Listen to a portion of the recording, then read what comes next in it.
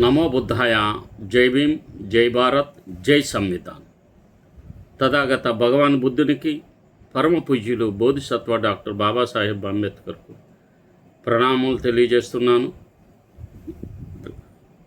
బహుజన యుద్ధబేరు YouTube ఛానల్కు స్వాగతం పలుకుతున్నాను. ఈ ఛానల్ను లైక్ చేయండి, షేర్ చేయండి. మన సమాజంలోని అందరికీ తమ వాట్సాప్ సోషల్ మీడియా గ్రూప్స్లో అందరికి తెలియజేస్తారని చెప్పి విజ్ఞప్తి చేస్తాం. చాలామంది కాక్రోచ్ జనతా పార్టీ పిలుపు మేరకు సోనం వాంగ్చుక్ ఆమరణ నిరాహార దీక్ష సందర్భంగా తమ వంతు బాధ్యతగా ఏమైనా మద్దతుగా ఉండాలని చాలామంది భావించారు. అందులో ex services men, supreme court advocates చాలామంది పాల్గొన్నారు. పెద్ద పెద్ద అఫీషియల్స్ వచ్చారు. చాలామంది ముఖ్యంగా మైనార్టీ కమ్యూనిటీస్ చెందిన వాళ్ళు ఈ పేద పిల్లలకి, యువతకు భోజనాలు సప్లై చేశారు. చాలామంది వాటర్ బాటిల్స్ పంచుతున్నారు. అసలుకి అది ఒక మహత్తర యజ్ఞంగా, సామాజిక యజ్ఞంగా ఉంది. అది ఎంత వాళ్ళు భోజనాలు లేకుండా చాలా పేదరికం నుంచి వచ్చిన విద్యార్థులు చాలామందిని చూసాం. అట్లీస్ట్ తమ వంతుగా ఏదన్నా ఒకటి చెయ్యాలని భావించిన వాళ్ళు, వారి గూర్చి ఈరోజు నేను మాట్లాడాలని చెప్పి భావిస్తున్నాను. సామాజిక బాధ్యతకు నిలువెత్తు నిదర్శనం విద్యార్థుల ఉద్యమానికి అండగా నిలిచిన ప్రకాష్ రాజ్, షబానా ఆజ్మీ. ప్రశ్నాపత్రాల లీకేజీలపై ఉద్యమం చేస్తున్న యువతకు సాంఘీభావం తెలిపిన ప్రముఖ నటులు ప్రకాష్ రాజ్, షబానా ఆజ్మీ. ప్రజాస్వామ్యంలో యువతతో సంభాషణ జరగాలని ప్రభుత్వాన్ని కోరిన ఇద్దరు కళాకారులు. ప్రొఫెసర్ నాగేశ్వరరావు గారికి, ప్రకాష్ రాజ్ గారు ఢిల్లీలో జరిగిన ఈ నిరసన దేశవ్యాప్తంగా చర్చనీయాంశమైంది. ప్రత్యక్షంగా జంతర్ మంతర్కు వెళ్ళి విద్యార్థులతో రాత్రంతా గడపడం, చాలామందికి ఇప్పటికే అసలు అక్కడ ఏమి జరిగిందో స్పష్టంగా తెలియడం లేదు. ఎందుకంటే ప్రధాన మీడియా అసలు చూపించటం లేదు. అక్కడ చూసిన దృశ్యాలు, ప్రకాష్ రాజ్ గారు అక్కడికి వెళ్ళడానికి ఒక కారణం ఉంది. దూరం నుంచి వ్యాఖ్యానించడం ఇష్టం లేదు. ఒక ఉద్యమం గురించి మాట్లాడాలంటే ముందుగా ఆ ఉద్యమాన్ని దగ్గరగా చూడాలి. అందుకే జంతర్ మంతర్కు వెళ్ళానని ఆయన అన్నారు. సోనం వాంగ్చుక్ను ఆసుపత్రికి తరలించిన తర్వాత అక్కడి విద్యార్థులలో మరింత ఆవేదన కల్పించింది. వారు ప్రకాష్ రాజ్ వెళ్ళిన ఉదయం నుంచి రాత్రి వరకు వాళ్ళతోనే ఉన్నారు. రాత్రి కూడా హోటల్కు వెళ్లకుండా వాళ్ళతో కలిసి ఫుట్పాత్ పైనే నిద్రపోయారు. వేలాది మంది కాదు, లక్షలాది మంది యువత అక్కడ కనిపించారు. ఆయన 5 లక్షల మంది వచ్చారని చెప్పి చెప్తున్నారు. ఎవరో ఒక రాజకీయ పార్టీ తీసుకొచ్చిన జనంలా కాదు. ప్రతి ఒక్కరి ముఖంలో ఒక ప్రశ్న కనిపించింది. మా మాట వినేది ఎవరు? చాలా కష్టంగా ఉన్నాయి. రాత్రి ఉక్కపోక, నీళ్లు సరిగ్గా లేవు, మరుగుదొడ్లు చాలా తక్కువ, తినడానికి పెద్దగా ఏమీ లేదు. అయినా ఒక్కరు వెనక్కి తగ్గలేదు. కొంతమంది స్థానికులు వచ్చి నీళ్లు ఇస్తున్నారు, వాటర్ బాటిల్స్. ఇంకొందరు పత్రికలు పరిచి పడుకోమంటున్నారు. మరికొందరు పిల్లలకు గాలి కొడుతున్నారు. ఆ దృశ్యం చూస్తుంటే నాకు స్వాతంత్ర ఉద్యమంలో రోజుల గురించి చదివిన విషయాలు గుర్తొచ్చాయని చెప్పారు.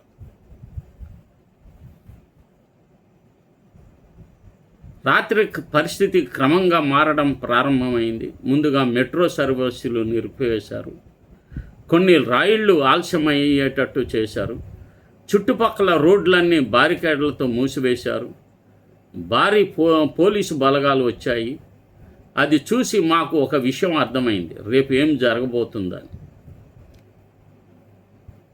నన్ను ఎక్కువగా ఆశ్చర్యపరిచింది, ఇంత ఉద్రిక్త పరిస్థితుల్లో కూడా వాళ్ళు ఒకే మాట చెప్తున్నారు, హింస చేయకూడదు. మళ్ళీ మళ్ళీ అదే ప్రకటిస్తున్నారు. ఎవరైనా రెచ్చగొట్టినా స్పందించకూడదు, అందరూ కూర్చోవాలి, అందరూ శాంతియుతంగా ఉండాలి. ఇది వాళ్ళ నాయకుల మాట మాత్రమే కాదు, అక్కడ ప్రతి విద్యార్థి నిర్ణయం కూడా అదే. వాళ్ళు యువత పాటలు పాడటం, అంబేద్కర్ గురించి పాటలు పాడటం, అంబేద్కర్ గురించి మాట్లాడటం, రాజ్యాంగం గురించి మాట్లాడటం, దేశ భవిష్యత్తు గురించి చర్చించడం, ఎక్కడ హింస చేయాలని ఆయన వినలేదని చెప్పారు. రాత్రి 2 గంటల తర్వాత వాతావరణం పూర్తిగా మారిపోయింది. సైరన్లు వినిపించాయి, పోలీసుల కదలికలు పెరిగాయి, అదనపు బలగాలు వచ్చాయి. విద్యార్థుల్లో ఆందోళన మొదలైంది. అయినా వాళ్ళు ఒకటే నిర్ణయం తీసుకున్నారు, మనం హింస చెయ్యం. అది నేను అక్కడ ప్రత్యక్షంగా సూచించిన విషయం అని చెప్పారు.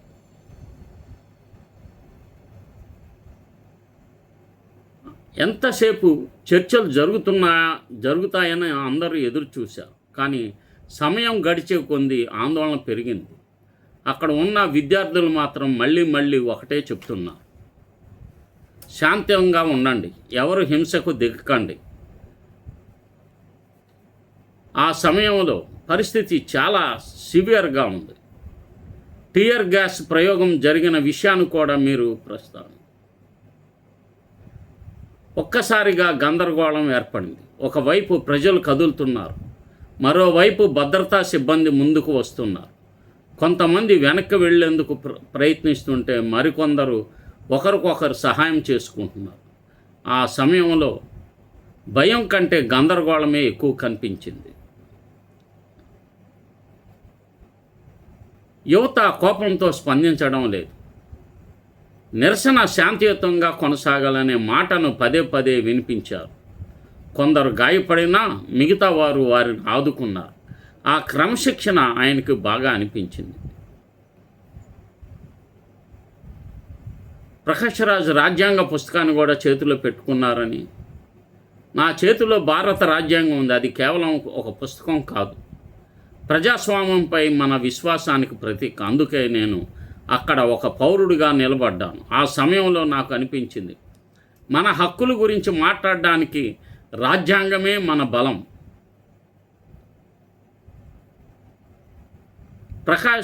భద్రతా సిబ్బందితో కూడా మాట్లాడే అవకాశం, వాళ్ళలో కొందరు తమకు నచ్చిన ఆదేశాల ప్రకారమే చేస్తున్నామని చెప్పారు. ఆ మాట విన్నప్పుడు నాకు అనిపించింది, ఈ పరిస్థితి పోలీసులకు కూడా సులభం కాదు. కానీ ప్రజాస్వామ్యంలో చట్టాన్ని అమలు చేయడం, ప్రజల హక్కులను గౌరవించడం రెండూ ముఖ్యమే. ప్రొఫెసర్ నాగేశ్వరరావు గారు, ఈ ఉద్యమాన్ని మీరు రాజకీయంగా ఉద్యమంగా చూస్తున్నారని అడిగితే, ప్రకాష్ రాజ్ గారు, నేను అక్కడ చూసింది ప్రధానంగా విద్యార్థుల ఆవేదన. వివిధ రాజకీయ అభిప్రాయాలున్న వ్యక్తులకు మద్దతు ఇచ్చి ఉండవచ్చు, కానీ అక్కడ ఉన్న అనేక మంది యువత తమ భవిష్యత్తు వివిధ అవకాశాల గురించి మాట్లాడుతున్నారు. అందుకే దీన్ని కేవలం ఒక రాజకీయ పార్టీకి పరిమితం చేయడం సరైన దృక్పథం కాదని నేను భావిస్తున్నాను. ప్రజలు తమ సమస్య చెప్పాలంటే ఎవరిని కలవాలి? ఒక ప్రజాస్వామ్యంలో పౌరుల ఆవేదన వినే వ్యవస్థ ఉండాలి కదా. సంభాషణ జరగాలి, విభేదాలు ఉంటే వాటిని చర్చల ద్వారా పరిష్కరించాలి. అదే ప్రజాస్వామ్య బలం. చాలామంది యువతలో కనిపించిన ధైర్యం, క్రమశిక్షణ, అహింస పట్ల నిబద్ధత చాలా ఆశను పెంచాయని, భవిష్యత్తు గురించి ఆలోచించే ఒక తరం దేశంలో ఉంటుందనే నమ్మకం ఆయనకు కలిగిందని బలపడింది. ప్రజాస్వామ్య సంస్థలపై విశ్వాసం మరింత బలపడాలి. విద్యార్థుల గొంతు వినబడాలి. హింసకు బదులుగా చర్చలు జరగాలి. అదే దేశానికి మంచిదని నేను నమ్ముతున్నాను. ఈ ఉద్యమం ప్రారంభమైన తర్వాత దేశంలో వివిధ రాష్ట్రాల నుంచి ప్రజలు, సినీ ప్రముఖులు, సామాజిక కార్యకర్తలు కూడా మద్దతు తెలుపుతున్నారు. ప్రజాస్వామ్యంలో ఒక ప్రజా ఉద్యమానికి ప్రజల మద్దతు రావడం సహజం. ఎవరు ఏ రాజకీయ అభిప్రాయం కలిగి ఉన్నా ప్రజల సమస్య గురించి మాట్లాడే హక్కు అందరికీ ఉంది. నేను చాలామంది యువత కోసం, వారి భవిష్యత్తు కోసం ఆందోళన వ్యక్తం చేస్తున్నారు. ఇది ఒక మంచి సంకేతం. యువతలో కోపం కంటే ఆందోళన ఎక్కువగా కనిపించింది. వారి భవిష్యత్తు ఎలా ఉంటుంది, తమ మాట వినబడుతుందా అనే ప్రశ్నలు వాళ్ళలో ఉన్నాయి. కానీ అదే సమయంలో దేశంపై ప్రేమ కూడా కనిపించింది. వాళ్ళు దేశాన్ని విమర్శించడం కోసం రాలేదు, దేశం మరింత మెరుగ్గా ఉండాలని కోరుకున్నారు. విద్యార్థులు చాలా ప్రాంతాల నుంచి వచ్చారు. భాషలు వేరు, సంస్కృతులు వేరు, అభిప్రాయాలు కూడా వేరు. కానీ అక్కడ ఒకే ఐక్యత కనిపించింది. సమస్య గురించి మాట్లాడాలి, పరిష్కారం రావాలనే భావన వారందరిలో ఉంది. ప్రజాస్వామ్యంలో ప్రభుత్వం మాత్రమే కాదు, ప్రతిపక్షానికి కూడా బాధ్యత ఉంటుంది. ప్రజల సమస్యలను సభల్లో ప్రజల మధ్య ప్రస్తావించడం వారి పని. అదే సమయంలో ప్రభుత్వం కూడా విభిన్న అభిప్రాయాలను వినడానికి సిద్ధంగా ఉండాలి.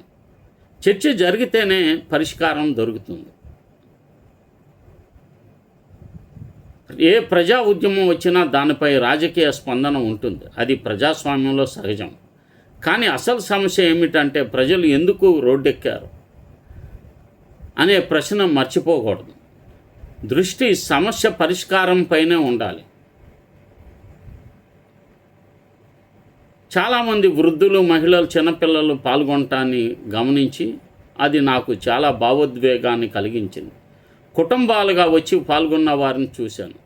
చిన్నపిల్లలు కూడా రాజ్యాంగం గురించి మాట్లాడటం, పెద్దలతో కలిసి నినాదాలు చేయడం, దేశ భవిష్యత్తుపై చర్చించడం చూసి ఆశ్చర్యం వేసింది.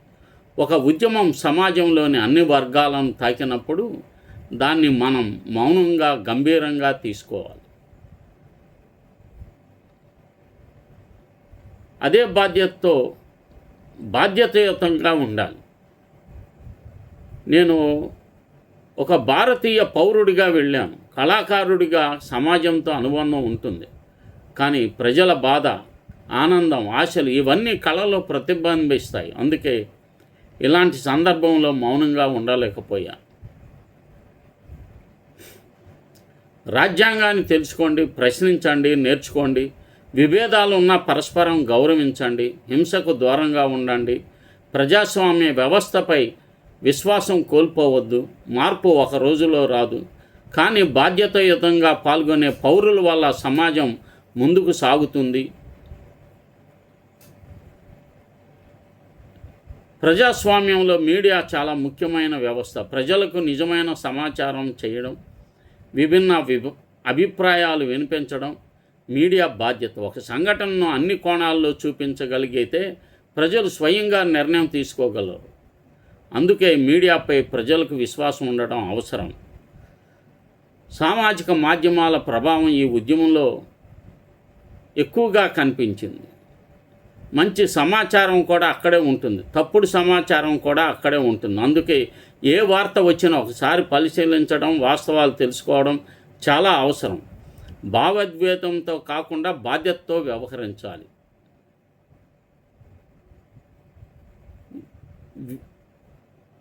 వాళ్ళు అవకాశాలు, విద్య, సమానత్వం, ప్రజాస్వామ్య విలువల గురించి ఎవరి మీద వ్యక్తిగత ద్వేషం చూపించలేదు. తమ భవిష్యత్తు గురించి ఆలోచిస్తున్న తరం అని యువకులు అనిపించారు. మనమంతా ముందుగా భారతీయులం. అభిప్రాయాలు వేరు కావచ్చు, రాజకీయాలు వేరు కావచ్చు, కానీ ఒకరినొకరు శత్రువులుగా చూసుకోకూడదు. మాట్లాడుకోవాలి, వినాలి, రాజ్యాంగం ఇచ్చిన హక్కులను గౌరవించాలి. చదవండి, ప్రశ్నించండి, రాజ్యాంగాన్ని తెలుసుకోండి, విభిన్న అభిప్రాయాలు వినండి. హింసతో కాదు, జ్ఞానంతో సమాజాన్ని మార్చే ప్రయత్నం చేయండి. దేశ భవిష్యత్తు మీ చేతుల్లో ఉంది అని చెప్పి తన యొక్క ఇంటర్వ్యూని ప్రొఫెసర్ నాగేశ్వరరావు గారితో ముగించారు. ఆ తదుపరి మరొక నటి షబానా ఆజ్మీ, ఆవిడ కూడా అనేక సామాజిక కార్యక్రమాల్లో, ఉద్యమాల్లో ఎలాంటి భయం లేకుండా పాల్గొంటారు. రాజ్దీప్ సర్దేశాయి ఆ ఇంటర్వ్యూ చేశారు. ఆ ఇంటర్వ్యూ యొక్క విషయాలు ఆవిడ ఏం మాట్లాడారో కూడా నేను ఈరోజు తెలియజేస్తాను.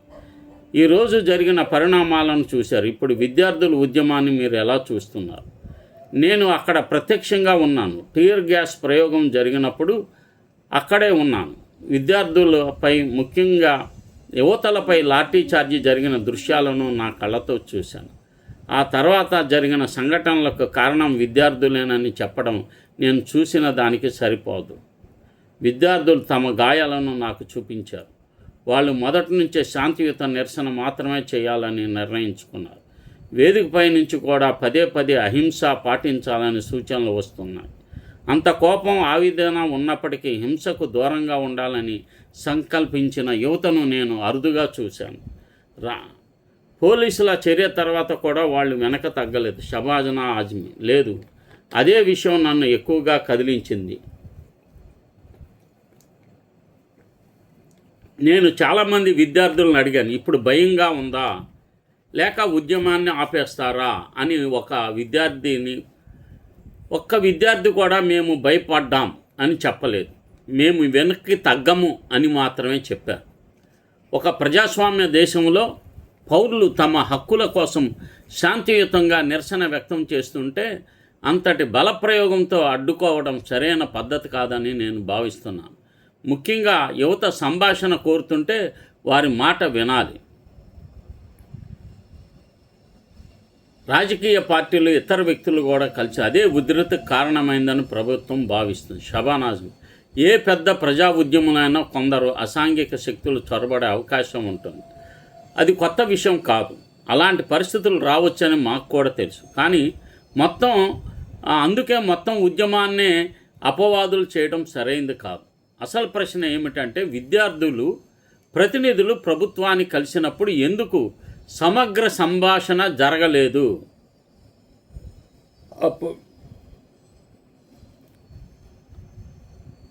విద్యార్థి ప్రతినిధులు వెళ్ళి తమ సమస్యను వివరించారు. కానీ వారి అభిప్రాయాలను పూర్తిగా వినడానికి, పరిష్కార మార్గాలపై చర్చించడానికి అవకాశం కల్పించబడలేదని వారు భావిస్తున్నారు. వాళ్ళు కోరుకునేది కేవలం ఒక వినతి పత్రం ఇవ్వడం కాదు, నిజమైన సంభాషణ ప్రారంభించాలని కోరుకున్నారు. ప్రజాస్వామ్యంలో అదే సహజమైన మార్గం. ప్రభుత్వ వ్యతిరేక శక్తులు, ముఖ్యంగా ప్రధాని నరేంద్ర మోడీ ప్రభుత్వాన్ని గత కొన్నేళ్లుగా విమర్శిస్తున్న రాజకీయ వర్గాలు ఈ ఉద్యమాన్ని ఉపయోగించుకున్నాయని చెప్తున్నాయి. దీనిపై మీ అభిప్రాయం ఏమిటని షబానా ఆజ్మీ ఏమన్నారంటే, ఆ ఆరోపణలో నిజం నాకు కనిపించడం లేదు. నేను అక్కడ చూసింది రాజకీయ నాయకుల గుంపును కాదు. నేను ఎప్పుడు చూడని వేలాది మంది యువతను చూశాను. వాళ్ళు తమ సమస్యలను, తమ భవిష్యత్తు గురించి మాట్లాడుతున్నారు. ప్రతి నిరసనను ప్రభుత్వ వ్యతిరేక కుట్రగా చిత్రీకరించడం ప్రజాస్వామ్యానికి మంచిది కాదు. ఇది విద్యార్థులకు సాంఘీభావం తెలపడానికి వెళ్ళాడు. ఆవిడ ఎప్పుడు ఏ రాజకీయ పార్టీలో సభ్యురాలు కాదు. భవిష్యత్తులో కూడా ఏ పార్టీలో చేరాలన్న ఉద్దేశం ఆవిడకి లేదు. ఎందుకంటే ఒక రాజకీయ పార్టీలో చేరితే ఆ పార్టీ అభిప్రాయాన్నే పూర్తిగా సమర్థించాల్సి వస్తుంది. ఆవిడ ఎప్పుడు స్వతంత్ర పౌరుల్లాగానే ఉన్నాననే అభిప్రాయాన్ని వ్యక్తం చేయాలని నమ్ముతాను. జావేద్ అఖ్తర్ గారితో కలిసి ముందుగా ప్రధానమంత్రి గారికి ఒక లేఖ రాశాం. మాజీ రాజ్యసభ సభ్యులుగా, బాధ్యత కలిగిన పౌరులుగా విద్యార్థులతో సంభాషణ ప్రారంభించాలని విజ్ఞప్తి చేశాం. సోషల్ మీడియాలో ప్రచారం చేయడం మా ఉద్దేశం కాదు. ముందుగా నేరుగా ప్రభుత్వాన్ని సంప్రదించాలనుకున్నాం. ఆ లేఖను ఈమెయిల్ ద్వారా, పోస్టు ద్వారా, ఫ్యాక్స్ ద్వారా పంపించాం. వ్యక్తిగతం కూడా అందించాం. రాజ్దీప్, ఆ లేఖకు స్పందన ఏమైనా వచ్చిందా? 2 రోజుల్లో సమాధానం ఇస్తామని సమాచారం వచ్చింది. మేము వేచి చూసాం. 2 రోజులు, 3 రోజులు, 4 రోజులు గడిచాయి. అయినా ఎలాంటి సమగ్ర సమాధానం రాలేదు. 5వ రోజునే వారే అక్కడికి వెళ్ళాలని నిర్ణయించుకున్నారు. అంటే ప్రచారం కోసం కాదు, విద్యార్థుల పట్ల బాధ్యతతో వెళ్ళానని మీరు చెప్తున్నారా? అవును, మా గురించి ప్రచారం కావాలనే ఉద్దేశం అసలు లేదు. దేశం దృష్టి మా మీద కాకుండా యువత మీద ఉండాలి. అంత ధైర్యంగా, అంత శాంతియుతంగా తమ అభిప్రాయాన్ని వ్యక్తం చేస్తున్న యువతను నేను చాలా అరుదుగా చూశాను. వాళ్ళ గొంతు వినిపించడమే ముఖ్యమని నేను భావించాను. ఒక మంత్రి రాజీనామా చేయాలని విద్యార్థులు కోరుతున్నారని మాత్రమే ప్రభుత్వం చర్య తీసుకోవాలని ఎలా ఆశించవచ్చు? ప్రశ్నాపత్రాల లీకేజీలకు జవాబుదారీతనం ఉండాలి అనేది నిజమే. కానీ ఆ జవాబుదారీతనం ఎలా ఉండాలనేది విద్యార్థులే నిర్ణయించాలా? అందుకు షబానా ఆజ్మీ గారు, మీరు ఒక్క అంశాన్నే ప్రధాన విషయంగా చూస్తున్నారు, కానీ విద్యార్థులు చెప్పేది అంతకంటే చాలా పెద్ద సమస్య గురించి. మంత్రి రాజీనామా చేయాలన్న డిమాండ్ ఒక ప్రతీక మాత్రమే. అసలు వాళ్ళు కోరేది దేశ విద్యా వ్యవస్థలో సమగ్ర సంస్కరణలు. అంటే వారి ప్రధాన డిమాండ్ విద్యా సంస్కరణలను మీరు భావిస్తాం. అవును, ఎన్నో సంవత్సరాలుగా విద్యపై జీడిపి 6% ఖర్చు చేయాలని నిపుణులు చెబుతున్నారు. కానీ ప్రతి ఏడాది విద్యకు తక్కువ కేటాయింపులు జరుగుతున్నాయి. విద్య, ప్రభుత్వ వైద్యం, మహిళల సాధికారత వంటి రంగాలపై మరింత దృష్టి పెట్టాలని విద్యార్థులు కోరుతున్నారు. దేశ అభివృద్ధిని నిజంగా కొలవాలంటే ఈ రంగాలను బలోపేతం చేయాల్సిందే. చాలామంది ఉద్యమానికి ఒక డిమాండ్కే పరిమితం చేస్తున్నారు. అక్కడ అలాంటి పోస్టర్లు ఉండొచ్చు, కానీ అక్కడ ఉన్న ప్రతి ఒక్కరి అభిప్రాయం అదే కాదు. నేను మాట్లాడిన చాలామంది యువ విద్యా వ్యవస్థలో మార్పులు, పారదర్శకత, అవకాశాల గురించి మాట్లాడారు. కొంతమంది ఒక డిమాండ్ చేస్తే మొత్తం ఉద్యమాన్ని అదే కోణంలో చూపించడం సరైంది కాదు. అయితే ప్రభుత్వం ఇప్పుడు ఏం చేయాలని భావిస్తున్నారని అడగగా ముందుగా సంభాషణ ప్రారంభించాలి. విద్యార్థుల ప్రతినిధులను పిలిచి వారి అభిప్రాయాలు వినాలి. విభేదాలుంటే చర్చించాలి. ప్రజాస్వామ్యంలో సమస్యలకు మొదటి పరిష్కారం సంభాషణే. తాత్కాలిక ఆవేశం మాత్రమే అనుకోవడం లేదు. అక్కడ నేను చూసిన యువత చాలా స్పష్టమైన ఆలోచనలో ఉంది. తమ భవిష్యత్తు గురించి ప్రశ్నిస్తున్నారు. వారి ఆందోళన కేవలం ఒకరోజు జరిగిన సంఘటనగా తీసుకోవడం సరైనది కాదు. ఈ ఉద్యమం కొనసాగుతుందని భావిస్తున్నారంటే ప్రజల సమస్యల పరిష్కారం అయ్యే వరకు ప్రశ్నలు ఆగవు. అందుకే ప్రభుత్వం కూడా దీనిని ఒక అవకాశంగా తీసుకొని యువతతో మాట్లాడాలి. సంభాషణ ద్వారా మాత్రమే విశ్వాసం పెరుగుతుంది. అదే ప్రజాస్వామ్యానికి సరైన మార్గం. ప్రస్తుతం పార్లమెంటు సమావేశాలు జరుగుతున్నాయి. ఈ అంశాన్ని పార్లమెంటులో చర్చకు తీసుకురావడం ప్రతిపక్ష బాధ్యత. ప్రభుత్వం, విద్యార్థుల మధ్య సంభాషణ ప్రారంభం కావాలి. ప్రతిపక్షం పట్టుదలగా కోరాలి. ఇది వ్యక్తిగత రాజకీయ ప్రయోజనాల విషయం కాదు, యువత భవిష్యత్తుకు సంబంధించిన అంశం. రాజకీయ విభేదాలను పక్కన పెట్టి విద్యార్థుల సమస్యపై ఉమ్మడిగా మాట్లాడాలి.